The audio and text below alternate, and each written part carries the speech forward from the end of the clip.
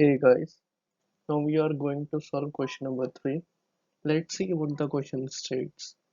A 60 horsepower electric motor lifts an elevator with a maximum total load capacity of 2000 kg. If the frictional force on the elevator is 4000 Newton, then the speed of the elevator at full load is close to, and we have been given four options, and also we have been given that 1 horsepower is equal to 746 watts, and we have to take the value of G as 10 meter per second square. So let's this question.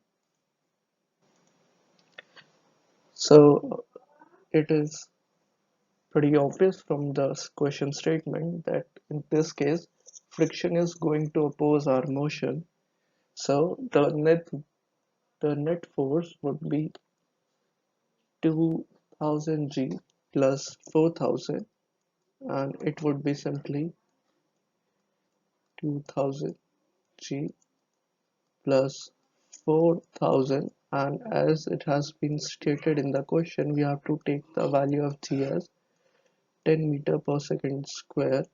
So just put the value this, which comes out to be 20,000 plus 4000. So the total net force is 24,000 Newton, and power of lift is given in the question, that is 60 horsepower, and power is also given by force into velocity. So we are going to equate these two equations. So from here we can calculate velocity. Simply take the entity force, and it would be in denominator of power, and just put down the values.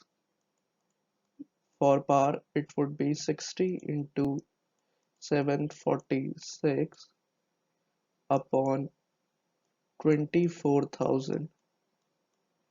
So by calculating this, we got the value of velocity, that is 1.86 meter per second, and the closest answer is the D option, which is 1.9 meter per second.